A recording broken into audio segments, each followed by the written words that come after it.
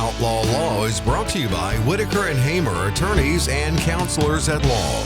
Your law firm for life. Welcome back into the Outlaw Lawyers. Josh Whitaker, Joe Hamer, managing partners, Whitaker and Hamer Law Firm. Again, the power behind the program is the firm. And on the show today, Cassandra Nicholas, Taylor Scruggs-Smith, also attorneys at Whitaker and Hamer. We get into all the different topics. You're going to have legal situations you're facing. You may have questions. You can always contact the firm by calling 800-659-1186. That's 800-659-1186. Leave your contact info, briefly what that call is about. An attorney with Whitaker and Hamer will be in touch. And you can always email your questions to the show, questions@theoutlawlawyer.com. I'm Morgan Patrick, consumer advocate. Josh, I hand it back to you. Where are we going first? All right. First up, Morgan, we want to talk about a big news story. It was covered by everybody for the whole week. I think besides the death of Queen Elizabeth, this was probably the second biggest story. But we have the Texas Governor Abbott, Florida Governor DeSantis. Both of their states get a lot of immigration. They have a lot of immigration through the borders there. And so they deal with an influx of immigrants. And so you might, again, we don't try to draw any conclusions. That might be, depending on how you view it, maybe that's a problem. Maybe that's a great thing. But either way, they do have an influx of immigrants that come into their states that have to be dealt with, processed, kind of brought in.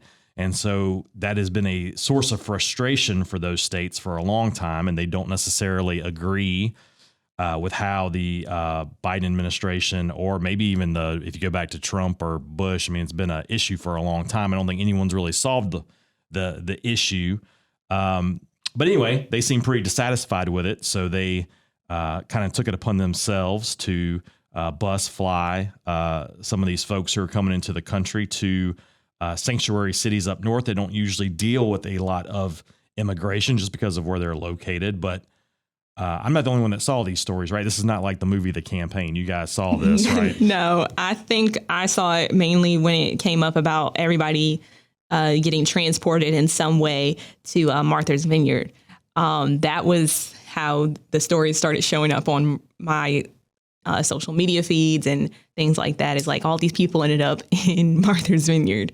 And like from, reading some of these articles, it sounds like they're complaining that, they were promised opportunity, schooling or something like that. And that's why they got on the buses or the flights or whatever to get transported out to these other areas. But then when they got there was nothing. Right. And so that's what they're alleging. Like, this is a political stunt. They weren't really getting support. Yeah, not as a political statement whatsoever, but it's a good political stunt. Like, what a clever, you've got sanctuary cities. Here's some people. Right. Right. So it's been going on. I started seeing the stories several weeks ago, because I guess Governor Abbott, at least the way I read it, is, taking folks and giving them an option. Like, hey, you can stay here, or you can go to New York, Chicago, D.C., there might have been somewhere else, but he's giving these folks some options that they would voluntarily, at least this is what Governor Abbott said, they could voluntarily take, or they could just stay where they were. A lot of them didn't want to go to, this is what he's saying, a lot of these folks didn't want to go. And so he's been busing folks to the Bronx and to Chicago. And then that's been a news story for several weeks. But DeSantis followed suit and made it a bigger splash here. That's right. Right. So DeSantis, did. Yeah. So I think Vice President Harris was on the news shows, I guess, this past Sunday. I don't watch a lot of those on Sundays, but was on a couple of news shows and pretty much, I guess, had seemed to have stated that everything was good at the border. Everything was fine. And that was, I think, Governor DeSantis's play there was to fly on, I think, private jets. I can't remember what the story was, but fly folks to near her house, right? I guess she has a house close to there. Is that the... Oh, I didn't even hear about that part yet. You're beating us. That makes it even interesting. It's not funny. It's not funny, right? But it's effective. It was right. What a cheeky... Yeah, I'm going to move them closer to you. And so Governor Abbott, as far as I can read, when you look at the legal aspects of this, which is what we're concerned about here, when you look at the legal aspects, Governor Abbott, presents folks stuff. He's got translators. He's got things in like 7-8 different languages. There's paperwork for each person that he's moving across the country. And it looks like he's really dotting his I's and crossing his T's to make sure these folks know what's going on and they're voluntarily accepting his offer to transport them to a city up north, a sanctuary city. And he's been getting a lot of media coverage for it. So that's what he wants. I'm assuming he wants everybody else to see, hey, this is what we deal with. Again, whether you think it's good, whether you think it's bad, this is what we're dealing with. You need to understand what we're dealing with, because only the border states really have this issue that they have to deal with. And to that effect, it's really worked out well for him, because certainly everybody's talking about it. And these cities are having to get the federal government, involved. But the Martha's Vineyard one was really, that's the one where I think there's a couple of folks investigating it. Yeah. Because they opened investigation because they weren't sure, or somebody's alleging that immigrants weren't actually told their options. They were put on the buses. But speaking of the legalities, reading these articles, obviously none of us handle immigration law. So we're going off of the research that we've done. But a lot of them were saying about how technically once the border officials have given them their paperwork and they're aware of their court date, they're allowed to travel across the country. So we do not practice immigration law. It's a very interesting area of law, but very specialized. And so a lot of the attorneys that practice immigration law, that is their entire practice is immigration law. But the way I understand it is once someone has entered the country and they've been found to be they've immigrated here, they are processed, given a court date, and then kind of released. I understand there's a big backlog. Right. And it's going to take them a while to get to court, but then they're allowed to travel, they're allowed to leave. So if this is all voluntary, then there's no charges to be filed, I would think. If they cannot prove it was voluntary, then that's where they're going to run into issues. Right.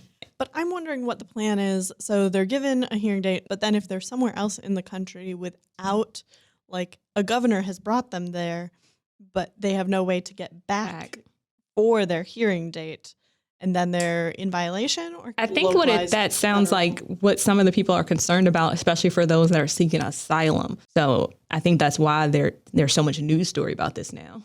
Definitely creates an interesting conversation, which I think it was the point. Of course, you can't commit a crime to do it, right? So I think the folks out there who think this was a stunt by DeSantis, a show, they're calling for kidnapping charges. These people didn't know what you were doing, and you've forcibly removed them across the country. I don't think any of that is going to stick. I mean, I would assume that the folks down there in Florida have all their documentation and can show where everybody voluntarily was on board. But I'm really interested. It kind of did start the conversation again. So I'm interested to see where it goes. And it's kind of like these ads we were just talking about that demonize attorneys, these political ads. It's a political stunt, right? It's supposed to make you. And that's what enraged. Makes headlines. That's what either good or bad, or however you feel. Now. It's supposed to get you talking about it. So if you support DeSantis and you think immigration is a problem, that the federal government's not doing much about it, you were really pumped. You're like, all right, stick it to them. And if you don't feel that way and you're horrified that immigrants were treated in this manner, right? It's just inflamed both sides. It hasn't gotten us any closer to a solution, but it definitely got everybody talking, which I guess was the point. There actually was another article I think I saw just this morning. They're now considering housing people on cruise ships because of these type of immigration problems at border states. So a lot more people are just starting to talk about how people are coming in and where they're staying in general. So this has sparked conversations in 5 different areas of immigration law. I'm just curious as we come to the end of this news item. Cassandra and Taylor are younger than me by a decent amount of years, I would say. Fair stretch. That's right. Decent amount. But just curious, Taylor, how do you get most of your news? Twitter. So you follow... I follow actual news sources, and then most of the time there's a lot of people on Twitter who will get a news story and go out and talk to the people in the area more so than some of the bigger chains are able to do sometimes. So I honestly find out things through my Twitter feed quicker than I will see the news story for it.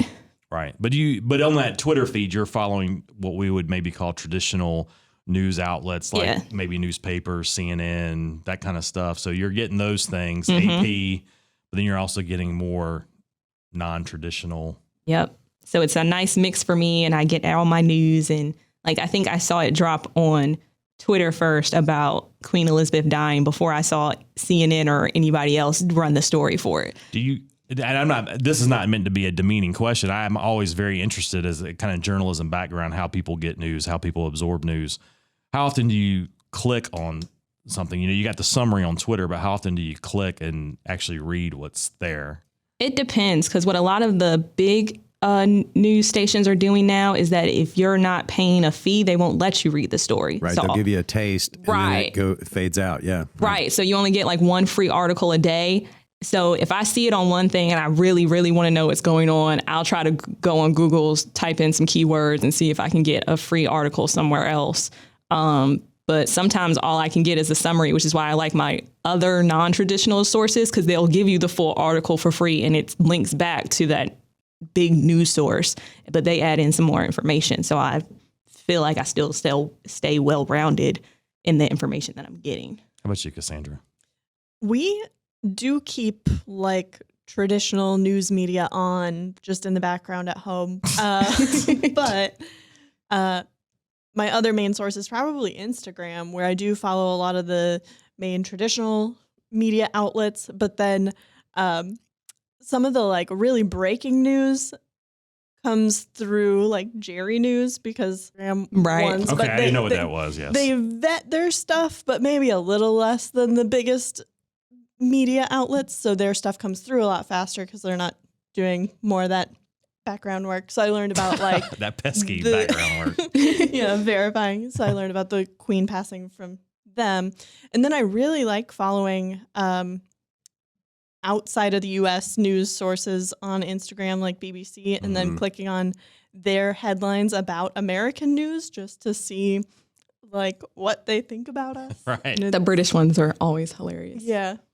They're I don't know if they're fans. Well, if you go to BBC, they have the headers up top, and they have a U.S. Canada header. You can just click on it, and they're the headlines, so you can kind of go check that out. But BBC is very, very good. And I don't know if they have different restrictions for like paywalls, but I've never been blocked out of their content. I can always get the full articles. Well, and from a sports angle, and Josh, we all love sports. ESPN's doing it now because they're the main hub for sports, and so they're ESPN Plus. If you don't have it, it's just like Taylor was saying, you get to a certain level and it starts to fade out, and you have to pay for the service to get the full article. And they pay their people a lot of money. They have a lot of good information on there. But when I was trying to set up my fantasy football team, I was going bananas because I couldn't get past the first 2 or 3 articles on who I should be picking. And I think the reason they're making us pay for those online articles now is because they don't have as many print newspaper subscriptions. Like, nobody does that anymore. Well, I do, but most people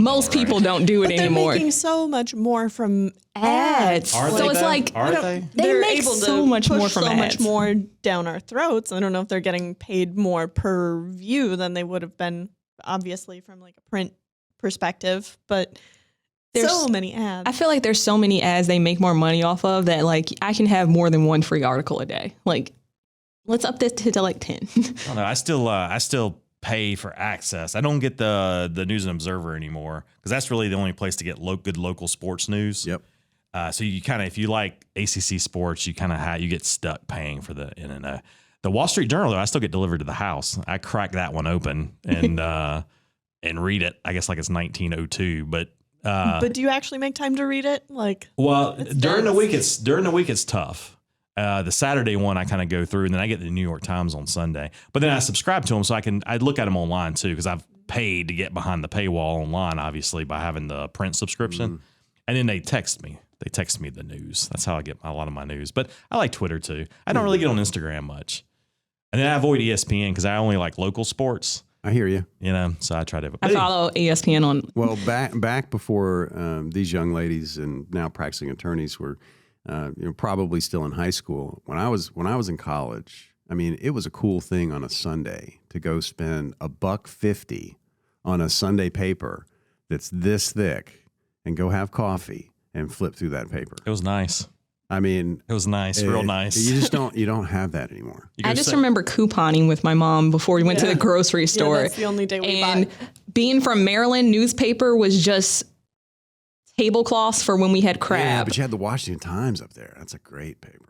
It is. And I saw it when we ate crabs because it goes on the table. So we kept it for that purpose. But Wait, I'm reading this article. Hang on a minute. All right. Well, the Outlaw Lawyer, we've got more to talk about. We'll come up on the other side. Again, visiting with us today, Cassandra Nicholas, Taylor Scruggs-Smith, also attorneys at Whitaker and Hamer, and Josh Whitaker hosting the show. Joe is on assignment this week. He'll be back next week. But want to remind you, too, that if you've got a legal situation and you've got some questions, we've got a phone number for you. Get in touch with Whitaker and Hamer, 800-659-1186. That's 800-659-1186. Leave your contact information. Briefly what the call's about, an attorney with Whitaker and Hamer will be calling you and helping you with those questions. You can also send your questions to the show, questions@theoutlawlawyer.com. We're back on the other side.